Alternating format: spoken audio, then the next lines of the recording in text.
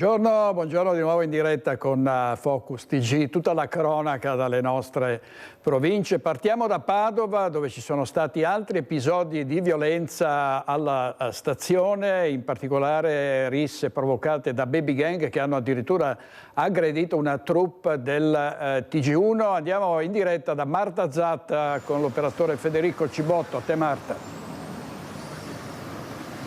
Sì, buongiorno, ci troviamo in stazione a Padova dove ieri un gruppo di ragazzini ha creato scompiglio all'interno della stazione e la polizia è intervenuta prontamente.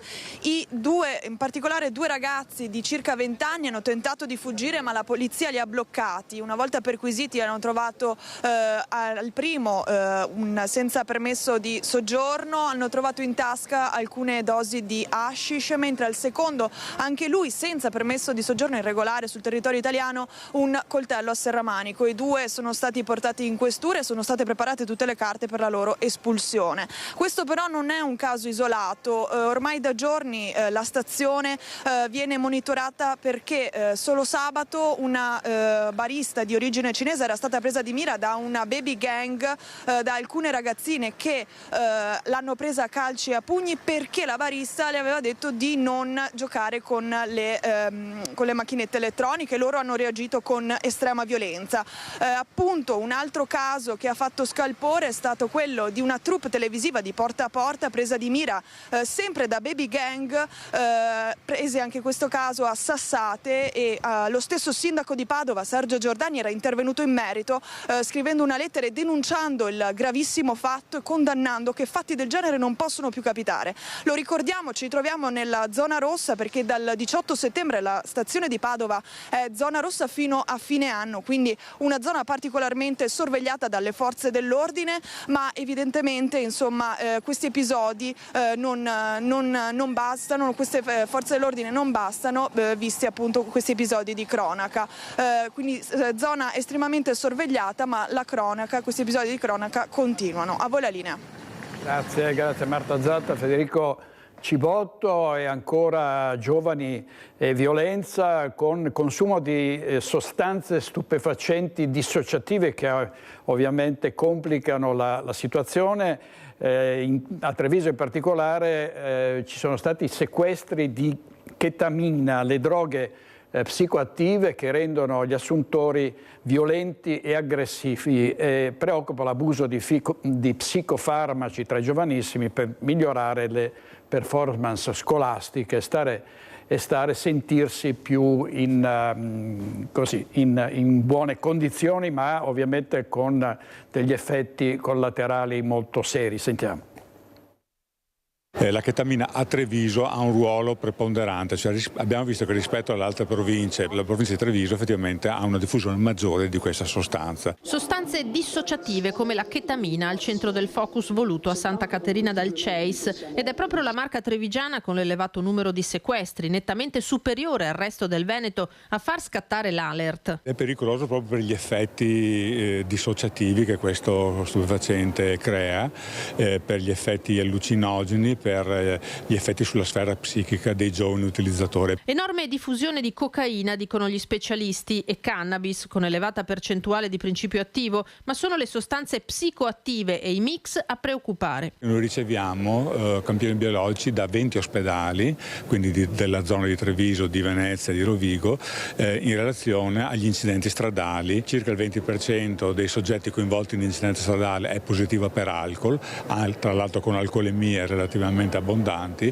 e circa il 10% positivo per stupefacenti. Di questo 10% la parte più importante è rappresentata da cocaina e cannabis, quindi una forte disabilità, una forte propensione a creare appunto difficoltà alla guida e quindi a essere coinvolti in incidenti stradali. Le droghe del passato, vedi l'eroina, annichilivano, spegnevano l'assuntore, le sostanze dissociative ne tirano fuori il peggio. Abbiamo notato che l'uso di queste nuove sostanze rende una maggiore aggressività e una maggiore imprevedibilità. Questo chiaramente ha un effetto anche sulla guida che rende più pericoloso lo strumento dell'auto. La ricercatrice Sabrina Molinaro ha puntato l'attenzione sull'uso di sostanze nella fascia 15-19 anni. La generazione Z, dice, passa da uno stupefacente all'altro, ma non va sottovalutato il consumo di psicofarmaci senza ricetta. Parliamo di un 13-15% di studenti con una prevalenza fra le ragazze molto più alta rispetto a quelle dei ragazzi. Questo secondo me è un campanello d'allarme importante. Quando chiediamo ai ragazzi perché fai uso di psicofarmaci per l'attenzione, la maggior parte ci dice per migliorare la mia performance scolastica. 72 i soggetti di cui la cooperativa CEIS si occupa quotidianamente. A Campocroce di Mogliano da una decina d'anni ci si è specializzati proprio sui giovani tra i 18 e i 28 anni e la concomitanza con la diffusione delle nuove sostanze non è casuale. La parte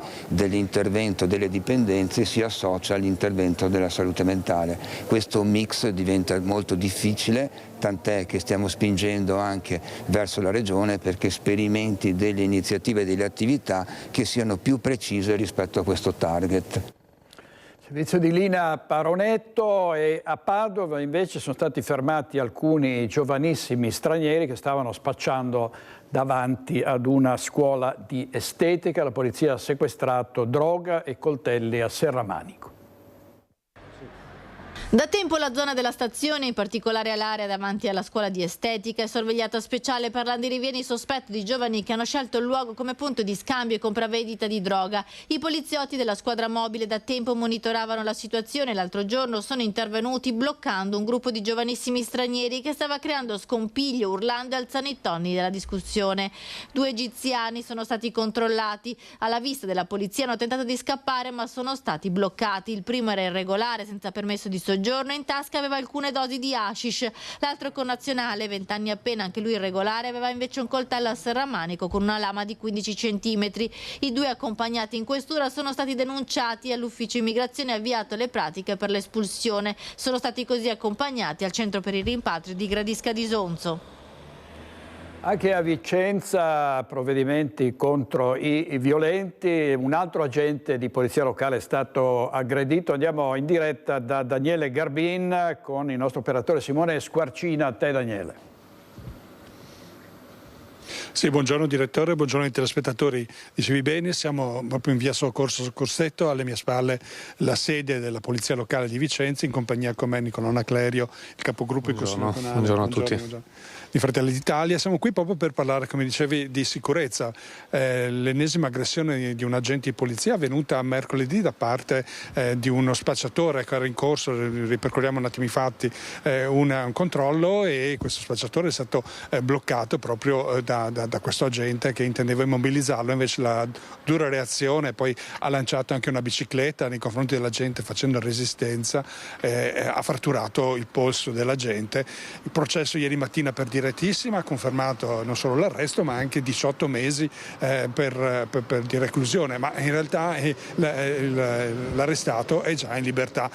Questa situazione è veramente insostenibile, dicevano anche per gli agenti che si trovano a combattere, parliamo solo in maniera specifica di agenti di polizia locale con strumenti in difficoltà. Voi è da tempo che tendete a appoggiate il sindacato di polizia che chiede strumenti idonei. Sì, sono anni che noi diamo la possibilità all'amministrazione di prendere decisioni coraggiose. Qui abbiamo oltre 1 migliaio di firme raccolte in poche settimane proprio per far capire che la volontà popolare dei cittadini è quella di dotare gli agenti di strumenti adeguati, di mezzi adeguati che tutelino non solo la sicurezza degli agenti ma anche quella dei cittadini.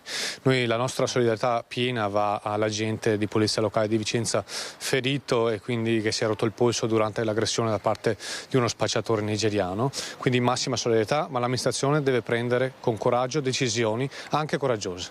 Ecco, dicevamo strumenti idonei che comunque riguarda un po' in generale le dotazioni. Questa è una sede vecchia e quindi anche lei aveva già lanciato una proposta di sostituirla, vero? Sì, assieme anche agli altri capigruppo di minoranza abbiamo lanciato proposto la nuova sede che è l'ex centrale del latte di Vicenza, sede adeguata, con spazi adeguati e soprattutto adeguata ai tempi e ai modi delle attività che il comando di Polizia Locale di Vicenza sta aggiornando coi tempi che cambiano.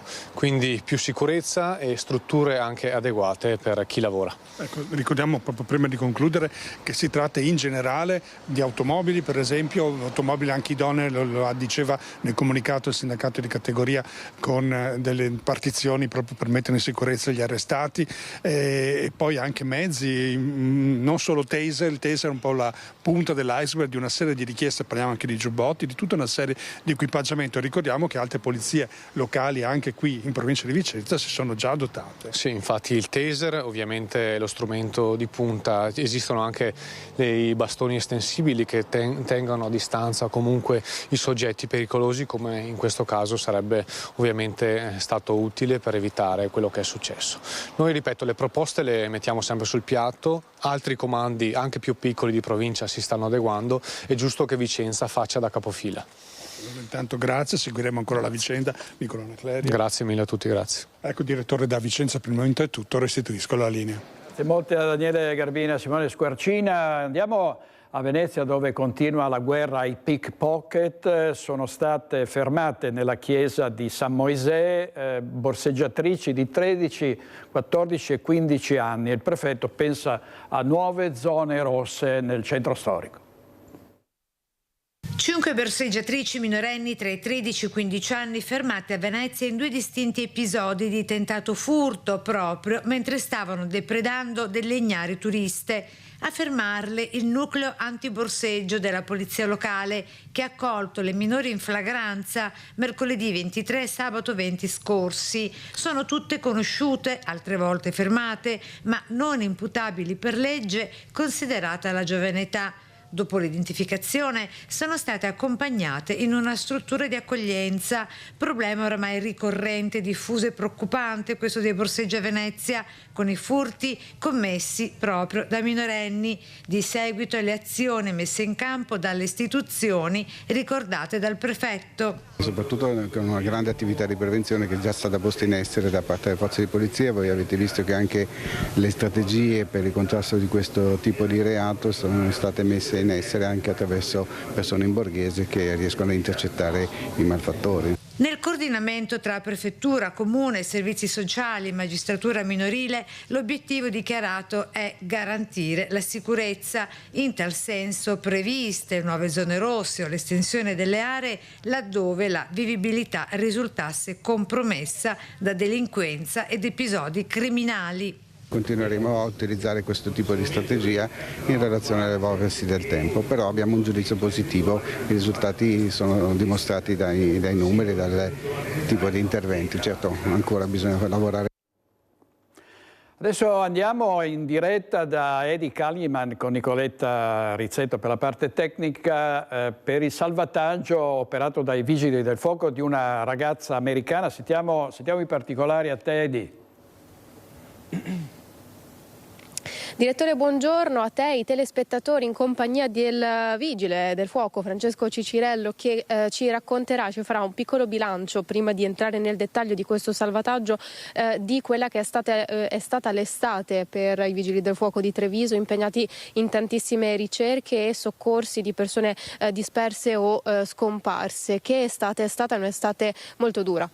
Sì, buongiorno a tutti. È stata un'estate un po' intensa, al di là di tutti quegli interventi a cui ormai abbiamo iniziato a fare l'abitudine, ricollegati spesso anche a ondate di maltempo improvvise, che però negli ultimi anni ci stanno facendo un po' abituare a questo tipo di stagione estiva. Quest'anno è stata molto intensa anche sotto il profilo delle ricerche persone scomparse.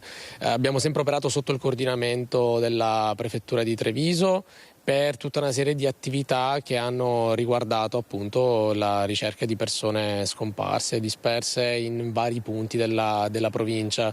E diciamo che è stata abbastanza intensa, specialmente se penso alla prima settimana di settembre, dove nell'arco di 5 giorni siamo stati coinvolti in 3 ricerche persone che ahimè hanno poi dato esito negativo e che però hanno obbligato il comando a riorganizzare le proprie risorse sul campo.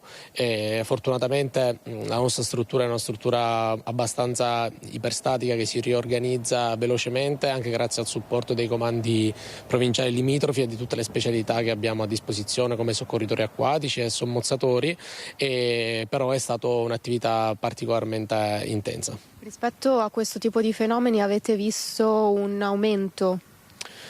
Non ho un dato statistico alla mano, di certo però è il fatto che averne 3 in una stessa settimana non è qualcosa che si ripete frequentemente. Io sono qui da 5-6 anni, non era mai accaduto in una settimana 3 di fila. Ci sarebbe chiaramente da fare un'analisi perché se il fenomeno è in aumento sicuramente c'è magari un aspetto sociale che va affrontato, quello sì, sicuramente.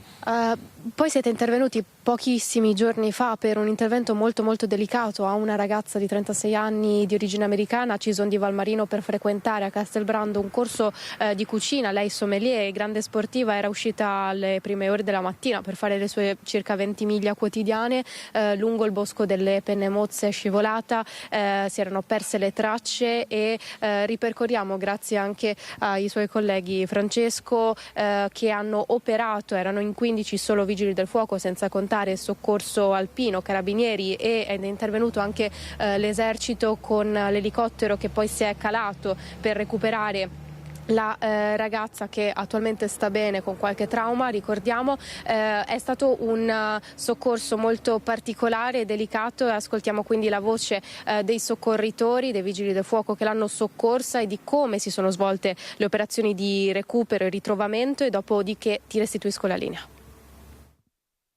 Nella ricerca nell'abitazione dove l'infortunata, la signora scomparsa, soggiornava, è stato rintracciato il computer portatile e lì in qualche modo è stato visualizzato che era in stand-by, non era spento, e il collega è riuscito a identificare un collegamento tra il computer e il telefono della ragazza, e questo ha permesso di rintracciare dei punti dove questa poteva essere andata, e lì sono state inviate le squadre. Una posizione era forse quella più realistica perché era sopra l'abitato di Cisona, a una quota di circa 850 metri. Subito sono partite delle squadre da terra del soccorso alpino, la persona è stata ritrovata con un collegamento vocale alle circa mezzanotte e 20, 10 minuti dopo è stata rintracciata fisicamente. Entrati nella stanza del bed and breakfast con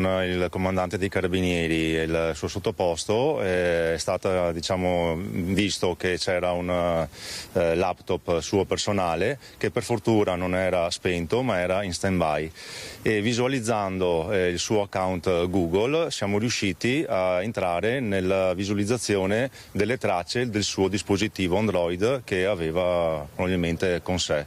Inizialmente dava una traccia che non era quella corretta, dopo circa 25 minuti ha dato la posizione che era quella più attendibile, in quanto lei era partita dall'abitato di Cison di Valmarino con l'intenzione di fare una passeggiata, una corsa nella parte montuosa sovrastante Cison. Sono stati mandati immediatamente 4 del soccorso alpino e fortunatamente dopo circa un'ora e mezza hanno udito la ragazza che chiamava aiuto. La ragazza era stremata, dolorante, sicuramente sotto shock, però era vigile, cosciente, orientata, tra l'altro collaborativa e anche molto coraggiosa, per cui l'abbiamo rassicurata, abbiamo valutato i suoi parametri vitali, abbiamo valutato la sua situazione secondo quelle che sono le linee guida, insomma, del soccorso, e l'abbiamo praticamente messa in sicurezza, perché tra le tante cose non era neanche su un punto del pendio in sicurezza, e immobilizzata, e poi abbiamo atteso l'arrivo dei soccorsi avanzati, tra cui poi anche un infermiere qualificato del soccorso alpino, per un'ulteriore valutazione a conferma, e finalmente poi il termine dell'evento con un bel lieto fine in questo caso. È andata bene questa volta, purtroppo quando i soccorritori arrivano sul luogo di incidenti stradali non c'è più nulla da fare. È successo ieri a Piazzola sul Brenta, un motociclista 60enne si è schiantato contro un'Audi guidata da un 83enne e ha perso la vita. Sentiamo ancora Marta Zatta. Tutto è accaduto in un attimo. Sono le 14:30 quando in via Presina, all'incrocio con via Garibaldi, si consuma il dramma. Un'auto condotta da un anziano di 83 anni residente a Grantorto sta svoltando quando è sopraggiunto da Padova un motociclo condotto da un 66enne residente a Padova. L'impatto è stato violentissimo. La moto prende fuoco e viene sbalzata a bordo strada con rottami che finiscono anche a metri di distanza. Immediati soccorsi. È tragica la scena che si presenta ai sanitari del 118 che tentano di rianimare il 66enne, ma alla fine sono costretti a dichiararne il decesso. I rilievi sono condotti dai carabinieri di Piazzola sul Brenta e Campo San Piero, con rallentamenti lungo la provinciale 94, arteria di collegamento tra il Padovano e il Vicentino, sempre molto trafficata. Solo 2 settimane fa, lungo la stessa provinciale, all'altezza del ponte di Carturo, un'altra vittima, un 31enne marocchino, Ayub Lasni, morto nell'auto condotta dall'amico, che era uscita di strada e finita contro il muretto di un'abitazione. Sposato, il 31enne ha lasciato 3 bambini piccoli. Una notizia, un incidente stradale a Verona, questa è l'Arena di Verona, la prima pagina, un frontale tra 2 auto, 4 feriti, danni anche a un edificio. È successo in via Torricelli poco fa, sul posto la polizia locale, il traffico è stato deviato per 2 ore. E un altro scontro invece questa volta a Loreggia, 3 le persone che sono rimaste ferite, le immagini ci sono state inviate da un nostro telespettatore che ovviamente ringraziamo.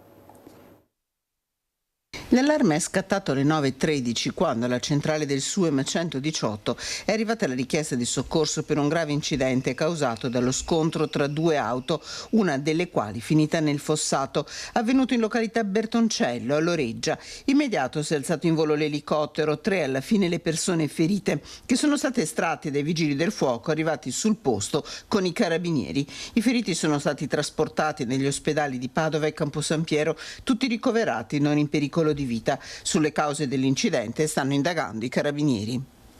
Il servizio di Chiara Gaiani, c'è stato un altro dramma sul lavoro, purtroppo senza fine questi incidenti sul lavoro, un incidente mortale a Montecchio Maggiore quando, secondo quanto è stato ricostruito, un camion in manovra avrebbe urtato una trave che avrebbe poi travolto la cabina del mezzo, non lasciando scampo all'autista. Possiamo anche non usare il condizionale perché è proprio quello che è accaduto.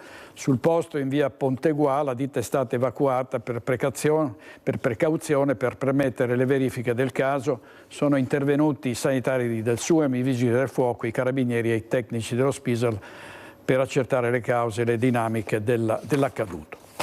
Un folle inseguimento in autostrada e siamo nel Vicentino, la polizia ha denunciato 3 ragazzi.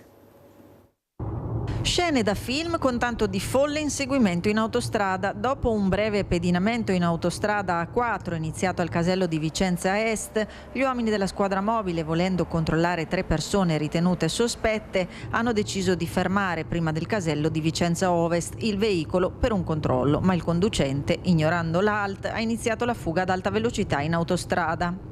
Nonostante i dispositivi di emergenza acustici e visivi attivati dagli agenti, l'automobile è uscita dal casello di Montecchio ed è stata fermata subito dopo. Alla guida un giovane incensurato e senza patente di guida a seguito. I 2 passeggeri invece sono stati identificati in 2 giovani gravati da segnalazioni e precedenti di polizia per reati contro il patrimonio, la persona e resistenza pubblico ufficiale. Per tutti e 3 è stato emesso dal questore un foglio di via obbligatorio e sono stati indagati in stato di libertà per il reato di resistenza pubblico ufficiale. Andiamo a Treviso in diretta da Lucio Zanato per le fiere di San Luca con controlli straordinari contro le baby gang. Proprio dalle baby gang eravamo partiti con le aggressioni alla stazione di Padova, ma anche a Treviso, in Maranza ci sono e creano danni. Andiamo subito da Lucio Zanato. A te, Lucio. Prendendo il tuo stipendio allora. Eccoci qua, allora direttore, intanto buongiorno a te e ai telespettatori di Rete Veneta. È appena terminata la conferenza stampa di presentazione delle fiere di San Luca, vedete Luca Loca, che è quello dietro, o quella dietro, non so in realtà se è maschio o femmina, ma comunque non importa. Sono con Corrado Carpentieri, che è il presidente dell'ente Fiere, dell'Associazione Fiere di San Luca, e con il sindaco Mario Conte. Partiamo però dalla sicurezza, hai detto giustamente prima in Maranza, a Padova, quello che è successo, ma in Maranza alle fiere di San Luca sicuramente avranno vita durissima. Perché? Perché c'è un servizio di sicurezza predisposto quest'anno, ulteriormente rafforzato, proprio per dare sicurezza alle famiglie e ai giovani che si vogliono divertire, diciamo così, in sicurezza, vero Corrado Carpentieri? Certamente, con l'ausilio dei nostri addetti che si sono specializzati proprio per affrontare qualsiasi tipo di emergenza. Cioè, siete voi in 40 che vi siete formati, succede uno che si sente male, voi venite fuori da dove siete e subito sapete già fare le manovre di prima emergenza. Bravissimo, certo. 40 di noi, 8 di un'azienda privata, in più forze dell'ordine, carabinieri, finanza con cani antidroga, polizia di Stato, in più polizia locale, oltre che a diverse associazioni che ci daranno una mano a gestire le stradelle o gli angoli bui di fiera, dove che tendenzialmente non succede, però si potrebbero infilare chi non deve andarci. Ecco, quindi il messaggio è attenzione, perché alle fiere ci si diverte, però come dire, c'è gente, ci sono persone che vegliano sulla sicurezza che appunto è soprattutto legata ai fenomeni di violenza che possono esserci, perché ci saranno anche dei bodyguard all'entrata, c'è un contapersone. Direttore, pensa che arriviamo a punte di 40.000 persone gli anni scorsi per quanto riguarda le presenze, quindi con 40.000 persone è chiaro che il servizio di sicurezza è molto importante, e quindi diciamo che il primo appello che a questo punto fa il sindaco è: divertitevi, ma divertitevi in sicurezza. E poi l'unica sostanza permessa e che crea dipendenza alle fiere di San Luca qual è?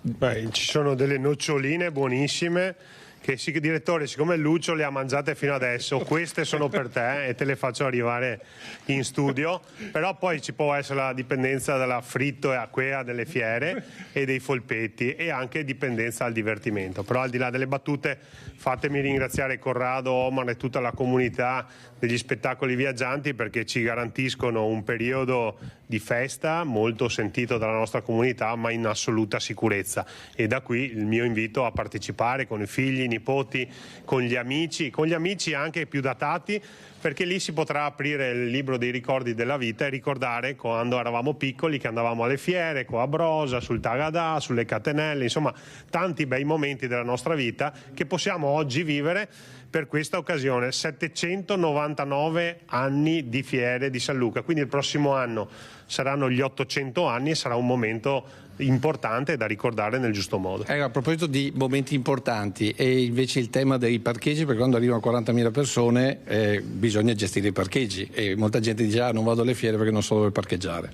Beh, in realtà quando raggiungiamo picchi di 40.000 persone sono poche le persone che dicono non vado alle fiere. Per fortuna decidono di venire. Stiamo allestendo delle zone specifiche e delle aree parcheggio per l'occasione.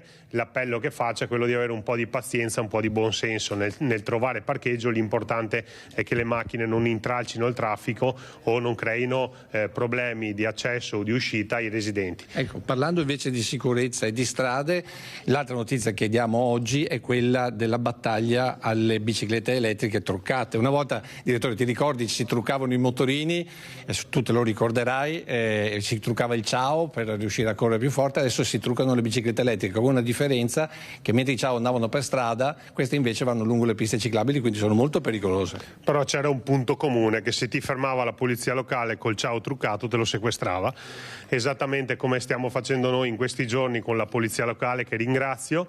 Stiamo sequestrando quei mezzi che non si possono nemmeno definire biciclette elettriche, perché vengono manomesse su superano velocità di oltre i 40 km/h senza mai pedalare, tant'è che l'ultimo caso che è stato fermato, sequestrato e multato aveva addirittura le gambe incrociate sul telaio a testimonianza che non serve pedalare. Ecco, in quel caso non sono più biciclette, sono dei veri e propri motocicli che non possono girare nelle piste ciclabili e non sono a norma e quindi verranno sottoposti a sequestro. E quindi già sequestri se ne sono fatti. La terza notizia la diamo dopo perché, direttore, Corrado Carpentieri ti vuole invitare alle Ferie di San Luca a fare un'esperienza nuova che per la prima volta viene portata alle Ferie di San Luca, ovvero i ponti tibetani. So che tu sei un avventuroso e quindi ci saranno i ponti tibetani in giro per le fiere. Come funzionerà? Sì, è un'attrazione per i ragazzi dai 3 ai 12 anni. E anche per qualcuno in più. E anche qualcuno in più se la sente, che simula praticamente i ponti tibetani che si trovano nei boschi. Si passa da una liana all'altra con la sua passerella, cioè sempre in sicurezza, un'attrazione divertente ma che comunque stimola, diciamo, alla natura. Ecco appunto, per cui si comincia alle Ferie di San Luca, magari poi si finisce proprio in Tibet. Ultima cosa, perché abbiamo trattenuto qui il sindaco, perché tra qualche istante partirà, andrà verso Vicenza e qui cambiamo completamente argomento, torniamo serissimi perché si parlerà di pace in un momento dove c'è tanta pesantezza. Sì, andremo a inaugurare il Parco della Pace del Comune di Vicenza. Ringrazio il sindaco Possamai. È un'inaugurazione che è stata inserita in un calendario di eventi di ANCI Nazionale e di ANCI Veneto proprio per sensibilizzare tutta la comunità in un periodo particolarmente sanguinoso da un punto di vista bellico. Non faccio riferimento soltanto a quanto sta succedendo in Medio Oriente o in Ucraina, ma in tutti gli scenari di guerra, e quindi andrò a portare la testimonianza mia da presidente ANCI, ma soprattutto di sindaco di Treviso, che rappresenta una città che nel 1944 è stata violentemente bombardata e quindi abbiamo toccato con mano la distruzione e la morte della comunità, morti civili che hanno caratterizzato la nostra città e che oggi stanno, ahimè, ancora caratterizzando il mondo. Da qui un appello al dialogo, al confronto, al cessate il fuoco, ma soprattutto una speranza per il futuro di pace. Beh, io direi che abbiamo raccontato tutto, se non hai domande a te, direttore. Direttore, io te le faccio arrivare, poi se non arrivano se le ha mangiate Lucio nel tragitto. Sì, ho paura che non arriveranno a destinazione, però facciamo così, sindaco, passo io a Casugana con una Vespa non truccata e poi mi mangio le noccioline e vado sui ponti tibetani alla fiera. Grazie, grazie molte, a presto, buon lavoro. Andiamo avanti, grazie a Lucio Zanato, andiamo avanti con altra cronaca. I carabinieri del nucleo ispettorato del lavoro, qui siamo sempre a Treviso, hanno proceduto a sanzionare e a sospendere l'attività di 2 aziende agricole a Moriago della Battaglia e a Valdobbiadene perché risultate impiegare ciascuna un lavoratore privo di regolare contratto di lavoro. In un caso è risultato mancante anche il documento di valutazione dei rischi, questo è caporalato. Nell'insieme dei controlli svolti in più comuni, i militari hanno riscontrato violazioni di varia natura in 9 aziende, tra le quali compaiono l'omessa sorveglianza sanitaria nei confronti dei lavoratori e la mancata formazione. Complessivamente le sanzioni erogate valgono circa 90.000 euro. Controlli a tappeto del nucleo ispettorato del lavoro dei carabinieri di Belluno. In Agordino sospesa l'attività di un albergo privo del piano di emergenza ed evacuazione. È senza sosta l'attività del nucleo ispettorato del lavoro dei carabinieri di Belluno. Salute e sicurezza nei luoghi di lavoro in primo piano. Nell'ultimo periodo, tra gli interventi più rilevanti, il NIL ha sospeso l'attività imprenditoriale di un albergo situato nella zona dell'Agordino, risultato privo del piano di emergenza ed evacuazione, documento fondamentale che definisce le procedure da seguire in caso di calamità o altre situazioni di pericolo a tutela degli occupanti.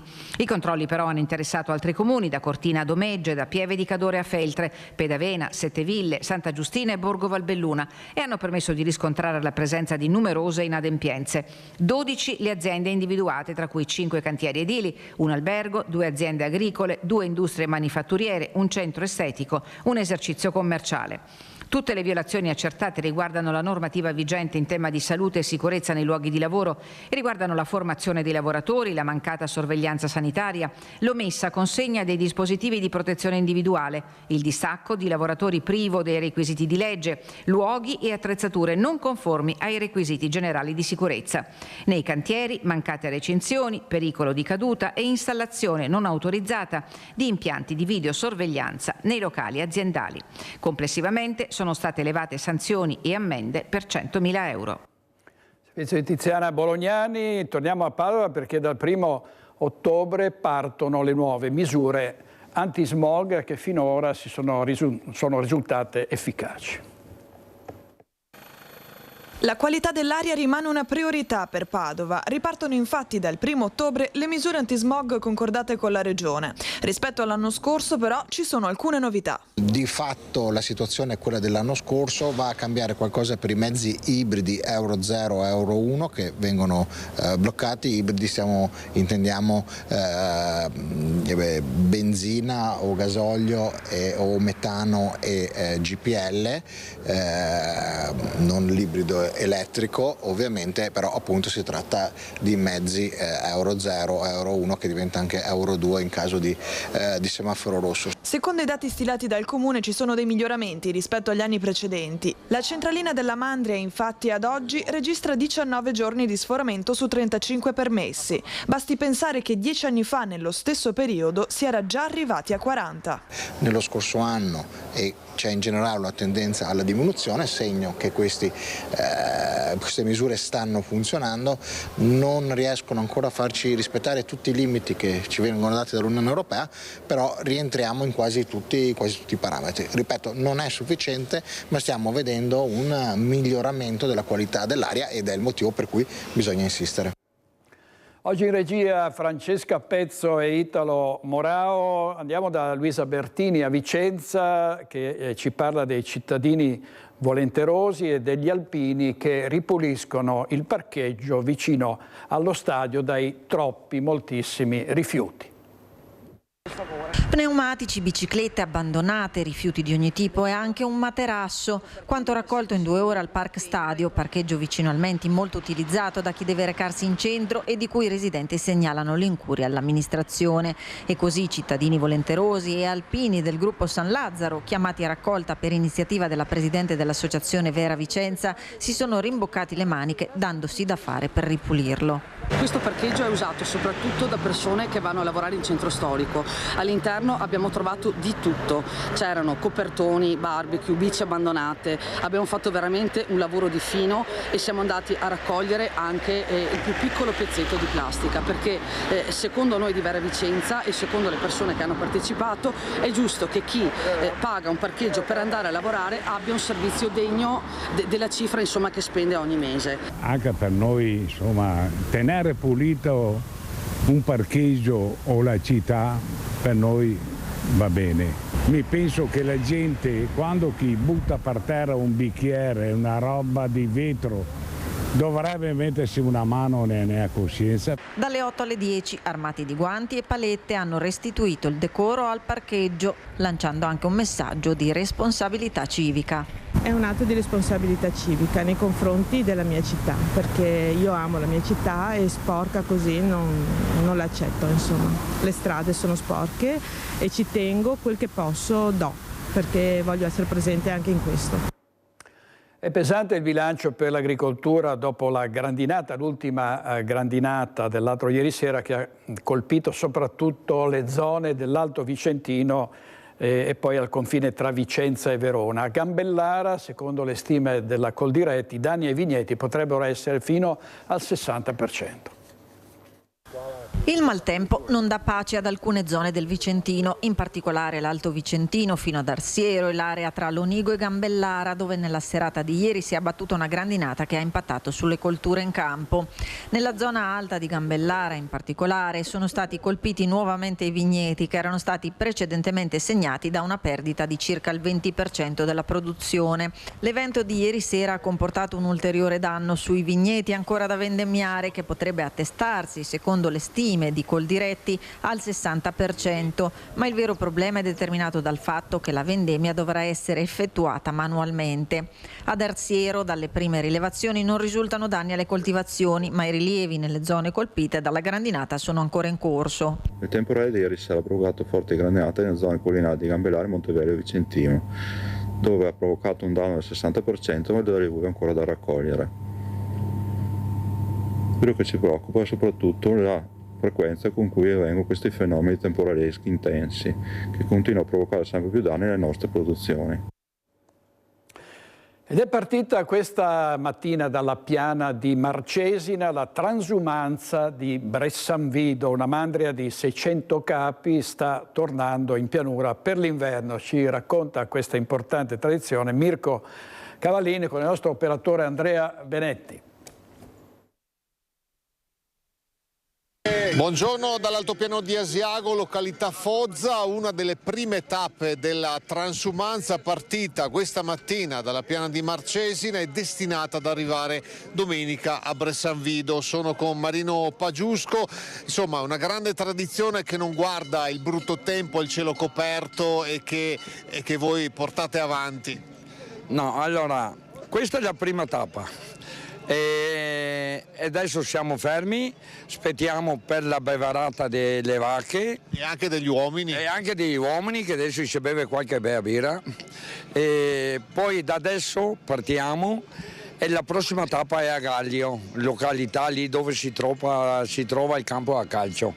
E la prossima tappa è lì che dobbiamo mangiare noi e mangiano anche loro. Siamo partiti dalla piana alle ore 9 in punto, dalla quinto lotto di Marcesina di Enego e siamo arrivati 10 minuti fa qui a Fosa. Grazie a Fosa che ci ospita per questo attimo di ristoro per noi e anche per le vacche. Siamo partiti grazie al tempo che ci ha aiutato, 2 gocce ma una roba da rinfrescare noi e anche gli animali. È stato bellissimo, tranquillissime, uomini in forma. E speriamo di arrivare a Gaglio, arrivare a Marostica domani sera e arrivare a Bressanvido domenica sera in questo modo. Vuol dire che è una transumanza coi fiori, una transumanza da record. Quanti capi state spostando dalla montagna fino al piano? Adesso noi stiamo spostando dal quinto lotto Marcesina e poi ne abbiamo nel comune di Gaglio un altro centinaio, oltre 350. Quindi speriamo che tutto prosegua quei 350 capi da Marcesina, da Gaglio, arrivare a Bressanvido. Ecco, come dicevamo anche il giorno della conferenza stampa, questa non è una rievocazione, questa è la vostra attività, il vostro lavoro, una tradizione che poi viene accolta anche dai paesi, dalle persone, dagli abitanti. Questa, allora, noi ci sono transumanti, amici che si prendono le ferie per fare questi 3 giorni, ma poi che ci aiuta una settimana anche in Malga e chi ci aiuta a casa per preparare tutto. Quindi noi quando decidiamo la data della partenza speriamo sempre che sia bello, specialmente come oggi, però che sia bello, che sia brutto, noi dobbiamo partire e noi con il bello o il brutto dobbiamo arrivare a Bressanvido domenica sera, però speriamo sempre il bello. Quindi l'appuntamento intanto è per chi vuole in pianura o domani a Marostica o domenica a Bressanvido. Chiudiamo con un bilancio di quest'estate che si è chiusa. Bene, dai, possiamo dire qualche guaio, ma giornaliero che fa parte della vita, ma bellissima, una buona stagione, non è mancato l'acqua, non è mancato il sole, è stata una stagione buona, diciamo, dai. E allora, altrettanto buoni vi auguriamo questi 2 giorni e mezzo di cammino. Quanti siete ad accompagnare le mandrie?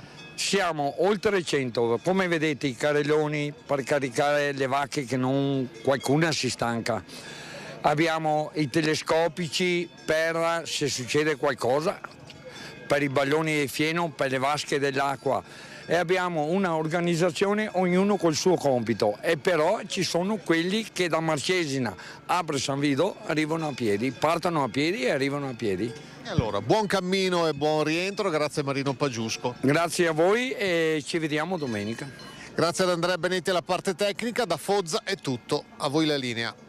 Splendido servizio della nostra troupe per la transumanza. Adesso andiamo a Bassano del Grappa per il terremoto dei PFAS, in ballo anche 2 richieste di accesso agli atti e un esposto ai carabinieri. I PFAS sono ovunque e scopriamo anche appunto in questo periodo anche nelle acque di Bassano del Grappa. Oggi siamo qui proprio per questo, per la presenza di PFAS nelle acque potabili di questo territorio, una presenza che appare confermata dall'analisi dei pozzi di attingimento della rete acquedottistica. I PFAS a Bassano ci sono, questo ormai è conclamato. Ci sono sia nelle acque superficiali di San Michele sia nell'acquedotto. Attenzione però che questo è un dettaglio importante. L'acqua che esce dai rubinetti della città ha una concentrazione al di sotto dei limiti di legge e quindi è potabile, sicura eppure costantemente controllata. Ma la campagna di campionamenti fatta da un gruppo di privati cittadini questa estate, di cui abbiamo parlato anche nei nostri telegiornali, ha messo nelle mani della politica veneta e locale un faldone pieno di informazioni e dati e ora c'è chi vuol vederci chiaro. Ho presentato un accesso agli atti all'azienda ULS 7, Comune di Bassano, a ETRA e a ARPAV, chiedendo tutti i rapporti di prova e le analisi delle acque potabili degli ultimi 2 anni, la corrispondenza tra enti e gestori sulla qualità delle acque, i piani di sicurezza delle acque e le relazioni tecniche sui sistemi di trattamento, la documentazione sui pozzi e le fonti di approvvigionamento, i controlli esterni svolti dall'ULS negli ultimi 3 anni ed eventuali deroghe e autorizzazioni rilasciate per specifici parametri chimici. Mentre l'europarlamentare interessava i cosiddetti enti preposti, qualcun altro filava dritto dai carabinieri con un esposto. Non voglio accusare nessuno e non voglio allarmare nessuno. Io ho preso atto di questi dati e ho fatto un esposto perché venga fatta chiarezza e vengano approfonditi i metodi di rilevazione, i risultati, dove sono stati fatti e quant'altro, i lavori fatti a Santa Croce, tutto il resto. E chiedo e ho chiesto ai carabinieri di Bassano e alla procura di Vicenza se può essere fatta chiarezza per capire nel frattempo cosa può essere successo. Il caso PFAS era approdato anche in Consiglio Comunale, dando vita a uno scambio di opinioni piuttosto vivace fra la maggioranza, nella figura dell'assessore all'ambiente Andrea Viero, e l'opposizione. E proprio dall'opposizione arriva un altro accesso agli atti, stavolta nei confronti del comune bassanese. Ho fatto un accesso agli atti per il quale sto attendendo in questi giorni i risultati, ma dai dati che ho a disposizione, che sono pubblici, abbiamo un dato importante. Anche se sotto soglia i 50 nanogrammi per litro presenti nei pozzi a sud di Bassano sono un dato anomalo, sul quale io in Consiglio Comunale ho chiesto l'attenzione alla Giunta. Servizio di Ferdinando Garavello, che è responsabile della nostra redazione di Bassano del Grappa. Adesso andiamo a Mestre in diretta da Anna Maria Parisi e da Sandro Ponchio, il nostro operatore, perché c'è la rivolta dei genitori di una scuola in cui in una classe ci sono 61 bambini stranieri ed un solo italiano. Anna Maria, a te. A Mestre è in atto la rivolta, diciamo così, di alcuni genitori, perché in una scuola di via Cappuccina una intera classe, una prima elementare, una scuola secondaria di primo grado, è composta da ben 61 bimbi di origine straniera e un solo italiano. Genitori che quindi hanno deciso non soltanto per quanto attiene questa classe, di spostare i propri figli da quell'istituto comprensivo e addirittura alcuni hanno iscritto i propri figli nelle scuole private. Interviene sulla questione l'assessore comunale Laura Besio, assessore di reparto, perché dice: noi in quella scuola abbiamo comunque supportato in questi anni non soltanto i bambini con le politiche per l'integrazione, ma anche le stesse maestre, le stesse insegnanti. Quindi lei, assessore, intanto buongiorno. Buongiorno. Non era al corrente di questa situazione, o comunque qual è la situazione di cui lei è a conoscenza? Allora, intanto ben volentieri intervengo su questa vicenda e vi ringrazio anche per questa possibilità. Una vicenda che sembrerebbe, per come è emersa, essere un caso, un qualcosa di sensazionalistico, quando in realtà, e cerco un po' di ridimensionare e contestualizzare, parliamo di uno spaccato di società che noi raccontiamo da anni.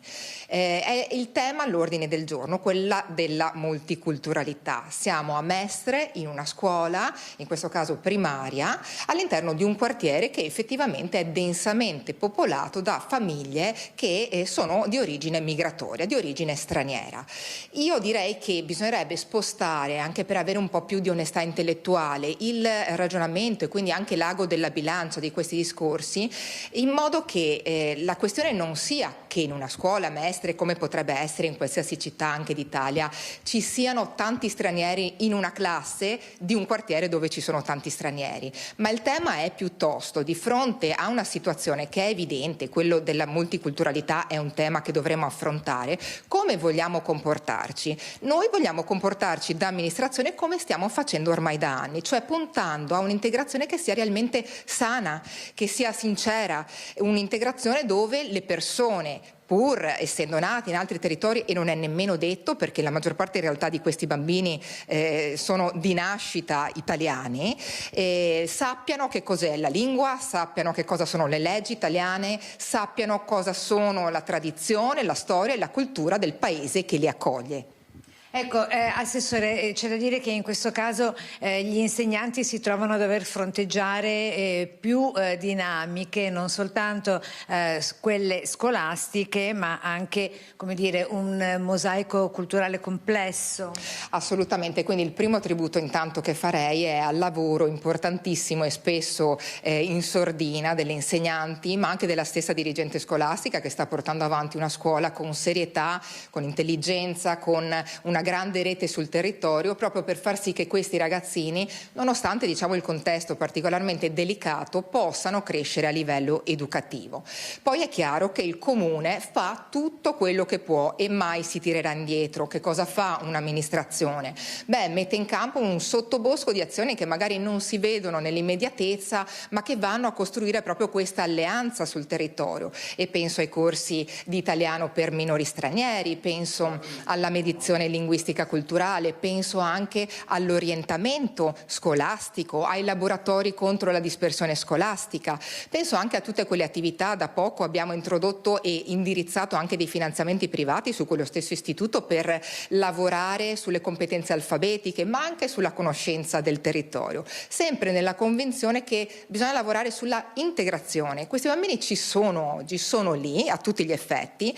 Nella maggior parte dei casi io credo che, nonostante si sia detto un italiano su 60, in realtà sono molti di più, perché sono quasi tutti nati qui in Italia, quindi il tema è che valore vogliamo dare anche alla parola straniero, e insieme con una buona integrazione, veramente con un'alleanza che non sia fatta di slogan ma fatta di fatti concreti, si può accompagnare questo percorso, che è un percorso che poi non investe solamente Mestre, investe tutta la nazione, come anche il tema della denatalità. In effetti il quartiere è vero che è densamente popolato per tutta una serie di motivi da famiglie straniere, è vero anche che ci sono pochi italiani, ma sempre per un discorso di denatalità, che io ci tengo a sottolineare non è un elemento esattamente tutto veneziano. La denatalità è una problematica, è una questione affrontata a livello nazionale.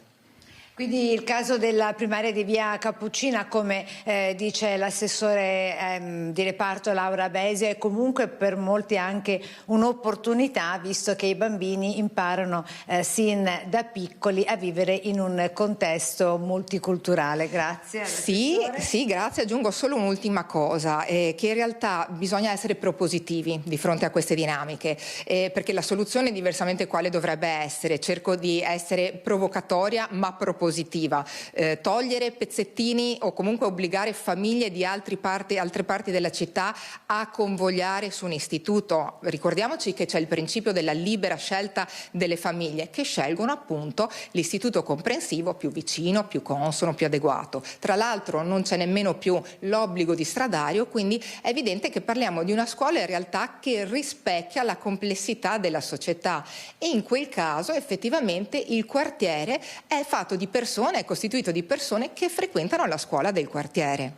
Grazie all'assessore Laura Besio. Da Mestre è tutto, la linea torna allo studio. Anna Maria Parisi, collegata da Mestre con Sandro Ponchio per la parte tecnica. Abbiamo saputo poco fa che alcuni studenti dell'Istituto Luzzati di Treviso sarebbero rimasti intossicati da spray urticanti. Subito in diretta da Edi Kaliman.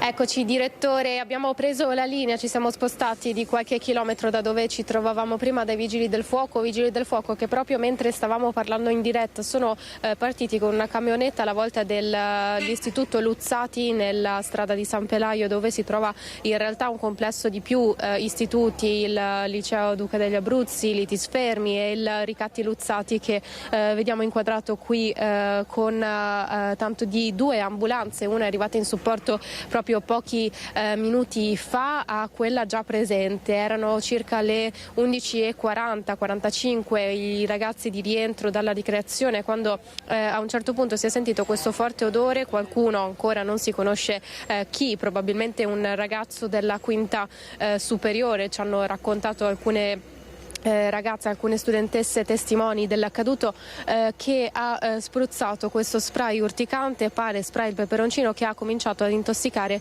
le persone che erano ovviamente molto vicine a dove questo spruzzo è avvenuto. Il personale ATA, per cercare di limitare al massimo gli effetti collaterali e i danni, ovviamente si sa che questo tipo di spray comincia a chiudere le vie respiratorie e ha difficoltà di respirare, hanno cominciato a aprire le finestre e è stato necessario l'intervento dei vigili del fuoco, perché, come ci hanno raccontato poco fa durante il loro intervento, aprendo le finestre si è creato quello che viene definito in gergo un effetto camino, no? Quindi il gas sostanzialmente sprigionato dalla bomboletta o fialetta, ancora non si è certi di cosa sia stato utilizzato, è andato verso l'alto. Quindi alcuni ragazzi che stavano già salendo nelle proprie classi sono dovuti chiudere all'interno delle proprie classi, altri a cercare di ovviamente evitare quanto possibile di non arrivare in contatto con lo spray. Sono stati fatti evacuare tutti i ragazzi e le ragazze, gli studenti e le studentesse, con tanto di insegnanti, per più di un'ora. Poi l'intervento dei vigili del fuoco ha ovviamente scongiurato il peggio. Sono intervenuti anche con le necessarie rilevazioni nell'aria. Una volta appurato che l'aria era respirabile, non c'erano grossi interventi da fare, tutto era tornato alla normalità in sicurezza. I ragazzi sono stati rimandati dentro in classe. Questo è l'orario di uscita da scuola, direttore, questo è quanto accaduto: 10 gli intossicati, 2 portati in ospedale, 2 studentesse per ovviamente effetti da dispnea. E se sei d'accordo, direttore, ti restituisco la linea agli aggiornamenti nei telegiornali della sera. Grazie molte, grazie di Kaliman da Treviso. Torniamo a Padova, perché parliamo spesso di scuole in cui alunni nelle mense scolastiche trovano insetti e vermi nei piatti. È successo alla scuola Carraresi, sentiamo. Rabbia e sconcerto tra i genitori degli alunni della scuola primaria Carraresi di Padova. Martedì un bambino di terza elementare ha trovato un insetto vivo nell'insalata, segnalando subito il fatto. La referente mensa a quel punto ha attivato il protocollo previsto, ovvero ha ritirato tutti i piatti, ha sigillato l'insalata contaminata, messa in frigo e ha fatto segnalazione alla dietista del comune di Padova, che tiene i contatti con la ditta che rifornisce la mensa scolastica, la Dussmann, che solo in questo plesso scolastico serve 180 bambini. La ditta è sicuramente vincitrice di un appalto. Io quello che ho consigliato ai genitori è di fare maggiori sopralluoghi, perché i genitori che sono stati nominati membri della commissione mensa possono anche quotidianamente fare gli assaggi, e questo consente di avere un controllo diretto su ciò che viene servito ai figli. Cioè, questa è l'arma che hanno a disposizione i genitori, facendo le segnalazioni eventualmente di non adeguatezza, di non conformità, anche sul gradimento dei bambini in merito a quanto viene avanzato sui piatti.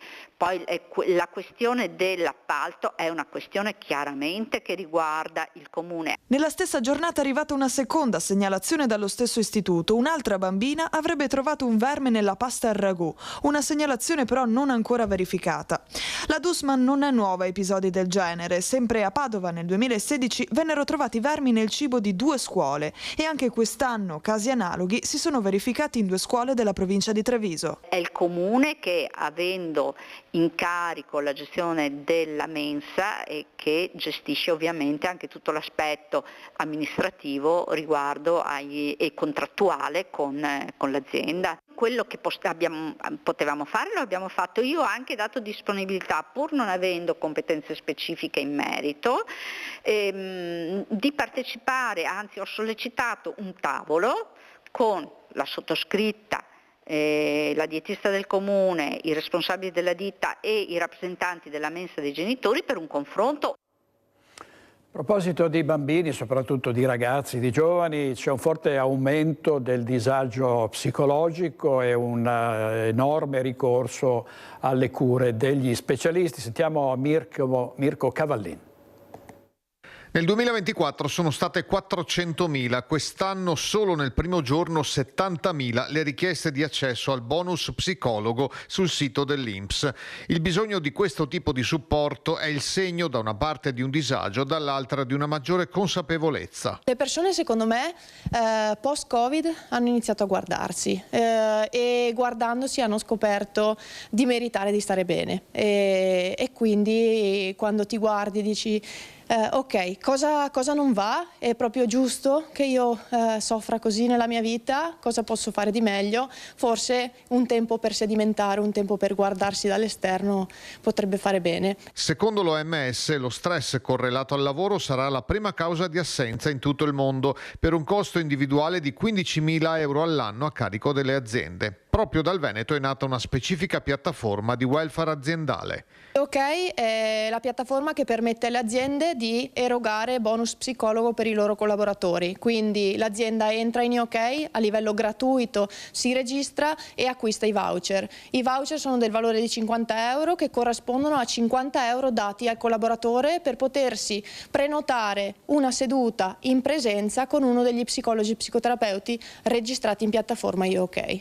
In Veneto sono più di 70.000 i pazienti presi in carico dai dipartimenti di salute mentale, ma si stima ci sia più di 1 milione di persone in condizione di disagio psicologico, soprattutto adulti giovani e minori, quelli della generazione Z. La Gen Z sta mostrando con coraggio il sintomo, sta mostrando di avere bisogno e di desiderare uno spazio per sé. Io lo apprezzo molto, nel senso che è importante che uno comunichi i propri bisogni, la Gen Z lo sta facendo. 2 minuti di pubblicità, torniamo subito, state con noi.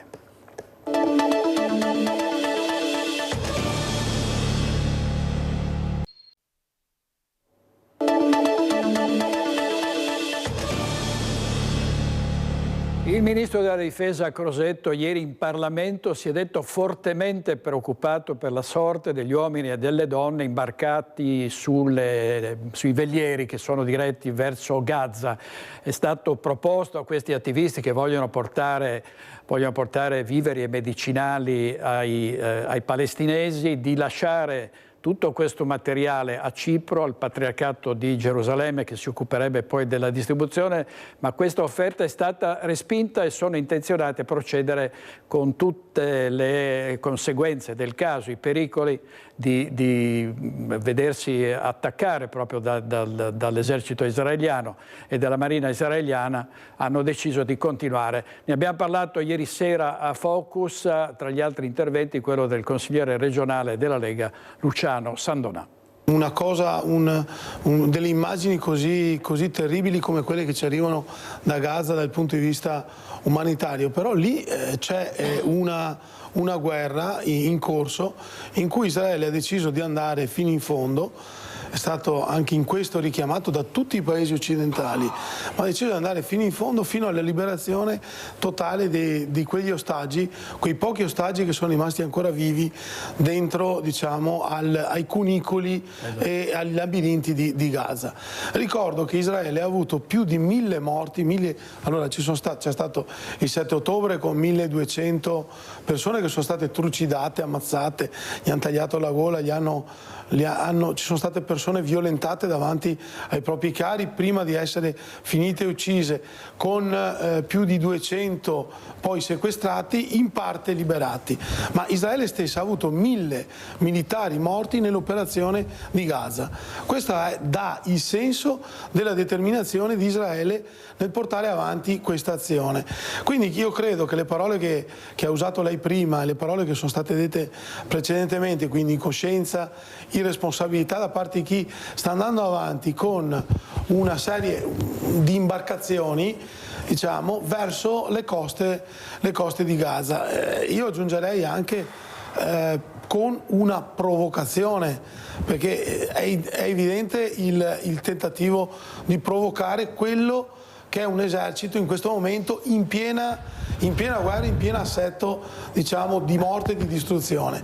Noi abbiamo inviato 2 navi, una l'ha inviata il governo spagnolo a protezione fino a quel punto, come ha detto il governo oggi, perché non potranno andare oltre, sicuramente non si avvicineranno neanche alle acque territoriali di Israele o agli scenari di guerra. Quindi io mi chiedo cosa stanno facendo, cosa stanno cercando di portare avanti, visto che gli aiuti gli è stato garantito che arriveranno in ogni caso a Gaza.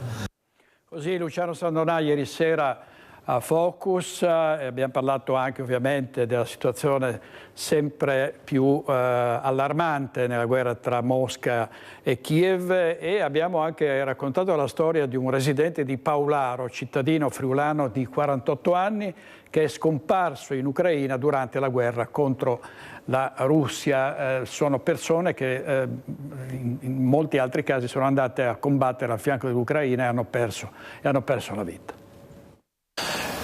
Ieri sera sono stati contattati appunto dall'ambasciata dove hanno dato la notizia, proprio in quel momento hanno dato la notizia alla famiglia che risultava disperso. Risulta ufficialmente scomparso David De Gleria, cittadino friulano residente a Paularo, più precisamente risulterebbe missing in action, scomparso in azione, terminologia che si usa per chi non fa ritorno alla base dopo una battaglia in guerra. È questa la notizia che ha sconvolto la comunità carnica e in particolare ovviamente la famiglia di David, scomparso in Ucraina nella guerra che ormai dura da più di 3 anni contro la Russia. Il 48enne aveva deciso di arruolarsi già un paio di anni fa e veniva pagato come soldato straniero, aveva giocato un ruolo determinante già nei combattimenti durante l'assedio di Mariupol e dopo un periodo di addestramento era stato arruolato come istruttore delle nuove leve. Poi era rientrato in Friuli circa un anno fa e aveva iniziato a lavorare in un'azienda edile. A marzo poi aveva deciso di partire nuovamente per le zone di guerra, precisamente con la brigata d'assalto Azov, gruppo paramilitare delle forze armate ucraine impegnato nella zona dell'oblast di Lugansk, attualmente sotto il controllo russo. I contatti con la famiglia però erano quotidiani, almeno fino a luglio, quando il suo battaglione era stato spostato dalle retrovie in prima linea, al fronte. Da lì l'avvertimento ai genitori: per una ventina di giorni non sarebbe stato rintracciabile e quindi non avrebbero dovuto preoccuparsi. Poi li avrebbe contattati lui, ma questo contatto non è mai avvenuto. I familiari quindi hanno atteso altre settimane con la speranza di una sua chiamata, attesa che si è rivelata vana. Da lì allora la telefonata al sindaco di Paularo, che si è subito attivato contattando ambasciata e Farnesina e mettendoli a loro volta in contatto con la famiglia di David. Le prime notizie erano state anche confortanti. Pur non riuscendo a trovarlo, non risultava però disperso né tantomeno morto, almeno fino a ieri. La speranza adesso è appunto che sia stato fatto prigioniero e non che non sia morto e quindi che sia ancora tra di noi Davide, quindi adesso l'unica cosa è sperare che arrivino notizie positive. Chiaramente adesso i contatti tra la famiglia, l'ambasciata, la Farnesina ci sono, non possiamo fare altro che pregare e aspettare. Uno shock per la famiglia e per tutta la comunità di Paularo. Infine un messaggio da parte del sindaco: stop ai messaggi d'odio e violenza che circolano sui social per la famiglia. Questo è già un momento abbastanza straziante. Allora, la prima cosa, dobbiamo cercare di stoppare i social, ma soprattutto i commenti di chi non conosce David, di chi non conosce la famiglia, perché ho letto dei commenti veramente aberranti, dei commenti esagerati che non fanno altro che infierire sullo stato d'animo della famiglia e fare ancora più male alla famiglia che è in attesa di notizie confortanti. E parliamo anche dei militari della grande guerra, i martiri della Grappa. Molti venivano dalla zona di Borso, tra loro c'era anche Pietro Citton che non aveva ancora 21 anni. La targa che lo ricorda oggi è al centro di un piccolo giallo. Sentiamo Mirko Cavallin.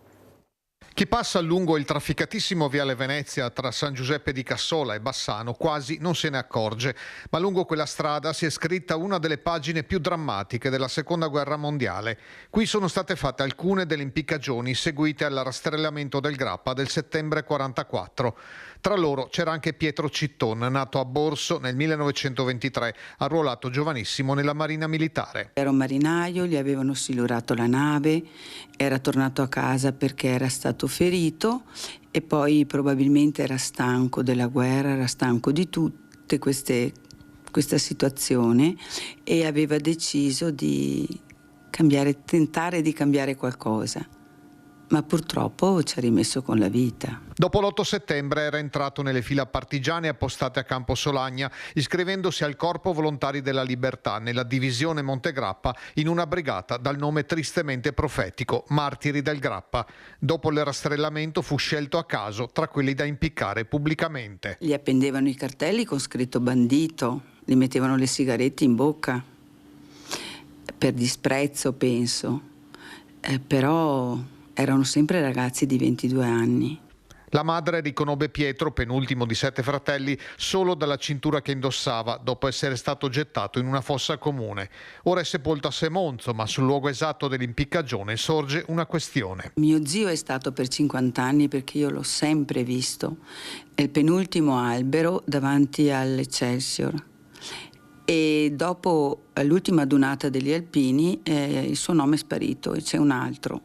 E questo mi ha lasciato un po' di amarezza, perché secondo me se lui è stato lì per 50 anni è giusto che lui torni lì. Mia mamma passavamo di là e diceva: guarda Pia, qui hanno impiccato mio fratello, e perciò lui deve tornare lì. Il comune di Cassola, a seguito di alcune ricerche storiche, ha apposto una targa col nome di Citton su un albero nella sua porzione di territorio e celebra la storia di Citton nel giorno dell'anniversario della morte. La famiglia chiede invece che il suo nome torni a Bassano. Nonna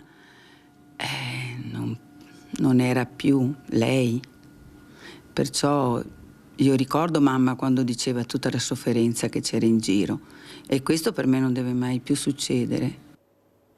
Continua la mobilitazione per liberare Alberto Trentini, il cooperante veneziano che da 10 mesi è detenuto e non si conosce nemmeno il motivo, quale reato possa avere compiuto, detenuto da 10 mesi nelle carceri del Venezuela. Lo ha incontrato il nostro ambasciatore. Sentiamo Lorenzo Maier. È stato un incontro molto utile e sicuramente positivo. Così fonti molto vicine all'ambasciata italiana in Venezuela commentano al telefono direttamente da Caracas l'esito dell'incontro che il nostro ambasciatore italiano in Venezuela, Giovanni Umberto De Vito, ha avuto con il nostro connazionale Alberto Trentini, il cooperatore veneziano originario del Lido di Venezia, ingiustamente detenuto a Caracas dal 15 novembre 2024 in Venezuela, dove è arrivato per portare aiuto ai disabili che altrimenti non avrebbero accesso ai servizi sanitari più elementari. L'incontro è andato bene, riferisce ancora questa fonte certa e molto qualificata, un incontro che andava fatto molto prima, ma questo ritardo non è dipeso da una nostra volontà o decisione. È stato importante poter portare e far sentire ad Alberto la nostra vicinanza e presenza, e soprattutto è stato fondamentale parlare e farlo sapere dopo l'incontro ai suoi familiari. Alberto ha mandato un messaggio di affetto incondizionato ai genitori, ha fatto sapere di essere forte e che resisterà fino alla sua liberazione. De Vito, l'ambasciatore italiano, è un veneto a Caracas, nato nel 1960 a Villafranca Veronese e poi laureatosi a Padova in scienze politiche e quindi specializzatosi sempre a Padova in relazioni internazionali. L'assessore Zuin, uomo di fiducia del ministro Tajani in Forza Italia e tra i più stretti collaboratori in Veneto, dice: apre uno spiraglio anche per capire come stanno le cose e per lo sforzo che sta facendo in questo paese anche il nostro governo attraverso il suo massimo rappresentante, che è il ministro Tajani. Speriamo che sia uno spiraglio importante, l'ha trovato bene anche se un po' dimagrito, ma comunque in buone condizioni, e speriamo che Alberto torni a casa presto. Sempre in prima linea l'associazione Articolo 21 con il giornalista Giuseppe Giulietti. Questo è uno dei pochi casi nei quali far rumore può servire a salvare una vita. L'unica cosa che noi possiamo e dobbiamo fare è stare loro vicini, amplificare le loro richieste, amplificare le parole della mamma e sperare davvero che qualcuno le ascolti.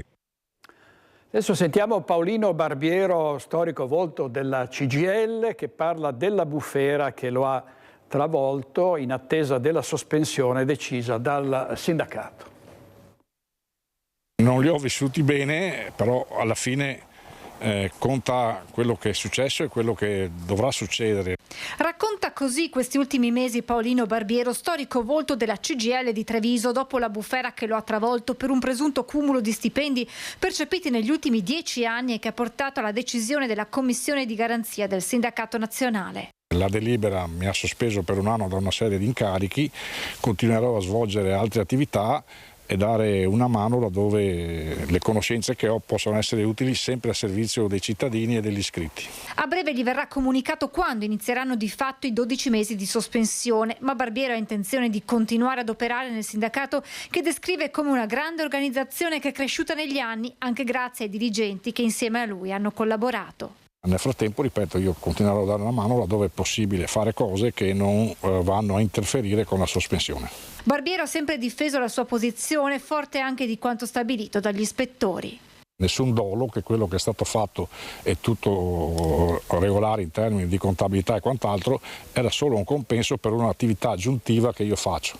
Io so che i lavoratori quando fanno straordinario chiedono di essere pagati, se io faccio delle attività aggiuntive non capisco perché devo, come si dice, non poterlo fare senza avere un compenso. Ma in tutta questa vicenda resta per lui una profonda amarezza. L'idea che mi sono fatto è che ci sono persone che invece di fare politica a viso aperto e discutere dei problemi che non vanno, seguono le scorciatoie delle lettere anonime infangando le persone, sapendo che questo non risolverà comunque eventuali problemi che ci fossero stati da risolvere, perché appunto in politica, se c'è la trasparenza e la discussione con la P maiuscola, i problemi si risolvono e si risolvono meglio e la gente capisce anche quello che sta succedendo, quello che si vuole fare e dove si vuole andare per migliorare le condizioni di chi rappresentiamo. Un anno passa, ne sono passati 40, passerà anche questo.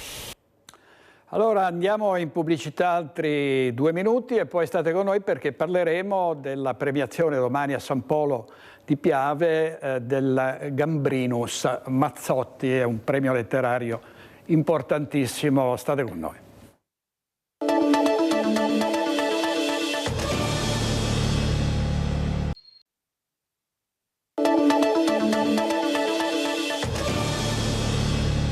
Nuovo in diretta con Focus TG, saluto e ringrazio molto il vicepresidente del premio letterario Gambrinus Mazzotti, il professor Francesco Carrer. Professore, buongiorno. Buongiorno. Buongiorno, grazie per essere con noi. Il professor Carrer è stato vicepresidente nazionale del CAI, attualmente il presidente del CAI Veneto, è già stato per 2 volte sindaco di Meolo e il premio letterario Gambrinus, professore, importantissimo, riguarda, ricordiamo, l'ambiente, la montagna, in particolare domani alle 16:30 a San Polo la premiazione.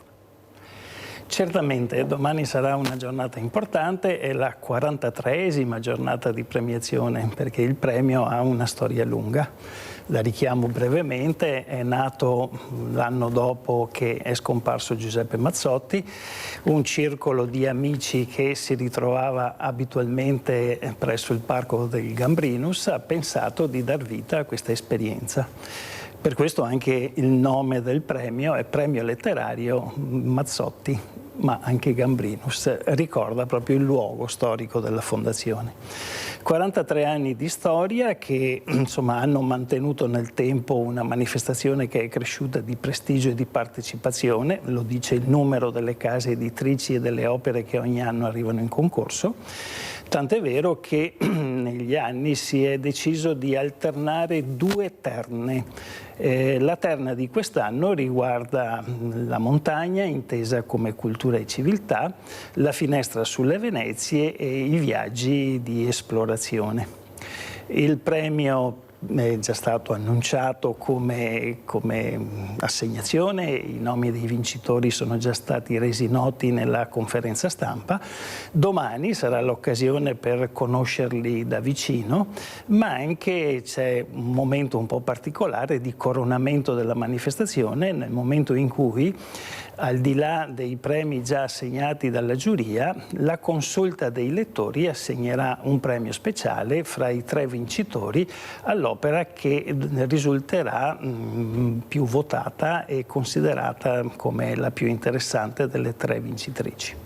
Ecco, professore, tra l'altro il premio Gambrinus coinvolge anche molto i giovani, no? Fate molto per i ragazzi. Senz'altro, vede, la cultura, il valore della cultura, spero che oggi sia fuori discussione il fatto che con la cultura non si mangia o si mangia. La cultura bisogna conservarla, bisogna mantenerla, ma bisogna anche vivacizzarla, per cui il significato di questo evento che si ripete ogni anno è mantenere vivo il pensiero, l'opera, la figura di Giuseppe Mazzotti, ma anche aprire delle opportunità di coinvolgimento verso il mondo dei giovani. Negli ultimi 20 anni al premio letterario vero e proprio partecipato da tante case editrici si sono aggiunte 2 edizioni speciali, il premio Giovani e il premio Ragazzi. Il premio Giovani, adesso un premio nazionale, si rivolge a tutti gli studenti di tutte le scuole superiori d'Italia che possono partecipare, ogni anno c'è un tema diverso, mentre il premio Ragazzi si rivolge ai ragazzi della scuola media del territorio, diciamo dell'Oppitergino mottense. E diciamo che anche questa è un'esperienza molto importante che soprattutto coinvolge e offre delle opportunità per questi giovani di mettersi in discussione, di mettere alla prova le loro capacità e magari, chissà, da queste prime esperienze, da questi premi assegnati possono nascere in futuro dei nuovi talenti. Professore, ecco, quando si parla di premi letterari si pensa sempre anche ad un paese che si dice leggere poco, no? Gli italiani si dice ma rispetto ad altri paesi sono meno così innamorati della letteratura, dei libri, dei romanzi. È così o non è così in sostanza? Beh, se guardiamo proprio all'esperienza rivolta al mondo dei giovani, abbiamo delle prove di un andamento anche diverso. Beh, è vero che magari una parte dei giovani può essere disaffezionata verso la lettura, verso l'impegno di prendere in mano un libro, eccetera, ma abbiamo la prova concreta che esiste anche una faccia diversa e ci sono giovani meravigliosi, ma veramente sono interessanti da leggere le loro prime opere che ci arrivano, come anche nella sezione giovani si può partecipare con un racconto animato, multimediale, dei video, la loro sensibilità, la loro capacità artistica di essere narratori, di essere curiosi intervistatori e di saper costruire delle storie molto belle che quindi fanno capire il loro interesse verso il mondo della cultura e la volontà di raccontare. Quindi se si racconta, anche si legge, non è che la lettura sia scomparsa assolutamente, bisogna sicuramente incoraggiarla, bisogna creare delle opportunità perché la lettura torni a essere un'esperienza centrale al nostro modo di vivere, altrimenti lo stile di vita così oggi sempre più veloce e dinamico rischia di far cadere un po' nel dimenticatoio il valore di queste belle esperienze. Ecco, professore, approfitto del presidente del CAI del Veneto per chiederle così sulla montagna, si parla della montagna oggi più che altro per overtourism, per incidenti di arrampicatori inesperti. Qual è lo stato della montagna del Veneto oggi? Beh, se noi guardiamo alla montagna del Veneto, soprattutto diciamo dal 15 luglio al 20 di agosto, effettivamente abbiamo uno scenario preoccupante. La montagna è presa non d'assedio, d'assalto. c'è una presenza turistica molto forte che però si concentra, si polarizza. Ecco, credo che uno dei compiti che si assume e che svolge quotidianamente proprio il Club Alpino Italiano, ma sicuramente non è l'unica associazione a operare in tal senso, è quello di cercare di educare ad una cultura diversa che evita i luoghi dell'affollamento e invece apre la ricerca, la scoperta e l'osservazione a tanti altri ambiti magari secondari ma che hanno fascino e bellezza e un livello di integrità e di quiete, di silenzio e di pace che i luoghi affollati sicuramente in quei momenti non sono in grado di offrire. Però se noi già cominciamo a rivedere gli stessi luoghi che sono stati affollati adesso e nei prossimi mesi che vanno verso l'inverno o nella primavera, vedremo delle situazioni diverse. L'overtourism si polarizza proprio nell'estate e bisogna cercare effettivamente di porre un argine. Si stanno studiando tante soluzioni, tante proposte, anche il numero chiuso, i tornelli e così via, un po' come si pensa di fare per dire nelle città come Venezia, per controllare e orientare il flusso verso varie direttrici. Professore, grazie molto per essere stato con noi. Ricordo domani a San Polo di Piave, il paese del sindaco Nicola Fantuzzi, la 43esima edizione del premio letterario Gambrinus Mazzotti. Grazie professore. Vi aspettiamo tutti. Grazie molte. A presto. Chiudiamo con gli ospiti di questa sera a Focus: Marco Brigo, Pierangelo Del Zotto, Giuseppe Pan, Rosa Poloni, Matteo Pressi e Andrea Zanoni. Non perdetevi l'appuntamento con Focus alle 21:15. Buona giornata, arrivederci.